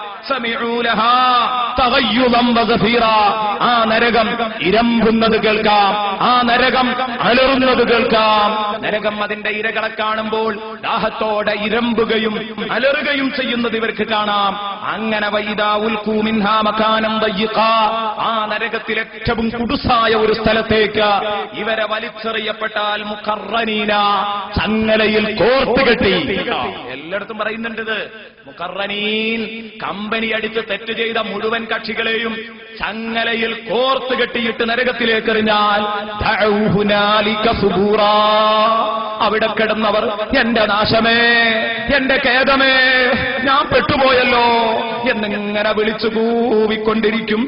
അപ്പോൾ അല്ലാഹുവിന്റെ കൽപ്പന ഇതാ നേരത്തെ പറഞ്ഞതുപോലെ കരുണ തൊട്ടു തീണ്ടാത്ത ഉത്തരവ്, ലാ തദ്ഉൽ യൗമ സുബൂറൻ വാഹിദാ വദ്ഉ സുബൂറൻ കസീറാ, ലാ തദ്ഉൽ യൗമ സുബൂറൻ വാഹിദാ, ഇന്ന് നിങ്ങൾ പെട്ടുപോയി എന്ന് പറയാനേ. ദുനിയാവെന്ന് യാതൊരു ബോധമില്ലാതെ താന്തോന്നിയായി നടന്ന് ഇവിടെ വന്ന് പെട്ടല്ലാ, കുടുങ്ങിപ്പോയല്ലാ എന്ന് പറയാണല്ലേ. എന്നാ നീ വിലപിച്ചോ, നീ കരഞ്ഞോ, പെട്ടുപോയി എന്ന് നീ പറഞ്ഞോ, വിളിച്ചോ. ലാ തദ്ഉൽ യൗമ സുബൂറൻ വാഹിദാ, ഇന്ന് നീ ഒരു തവണ ഖേദം പ്രകടിപ്പിച്ചു നിർത്തണ്ട. എന്റെ ദുഃഖമേ, എന്റെ നാശമേ എന്ന് നീ ഒരു തവണ നാശം കൂവി വിളിച്ച് നിർത്തണ്ട, സ്റ്റോപ്പ് ചെയ്യണ്ടടോ.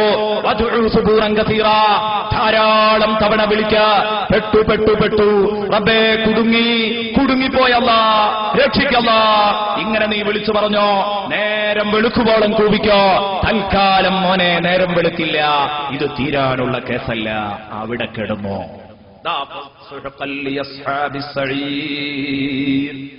നരകാവകാശികൾ തുലയട്ടെ എന്ന് പറഞ്ഞു. ഇതാ ഞാൻ ഇന്നലെ പറഞ്ഞത്. ഇന്ന് പറയാൻ പോകുന്ന ചിത്രം ചെറുതല്ല. സുബ്ഹാനല്ലാഹ്, ഇങ്ങനെ നരകത്തിൽ കിടന്ന് ഞാനും നിങ്ങളും കത്തിക്കരിയുമ്പോ അല്ലാഹുവിന്റെ കൽപ്പന ഇങ്ങനെയൊക്കെയാണെങ്കിൽ എനിക്കും നിങ്ങൾക്കും എന്തു ചെയ്യാൻ കഴിയും? ഒന്ന് ആലോചിക്കുക. രക്ഷപ്പെടാൻ മാർഗമില്ല, എനിക്കും നിങ്ങൾക്കും സലാമത്തിന് മാർഗമില്ല.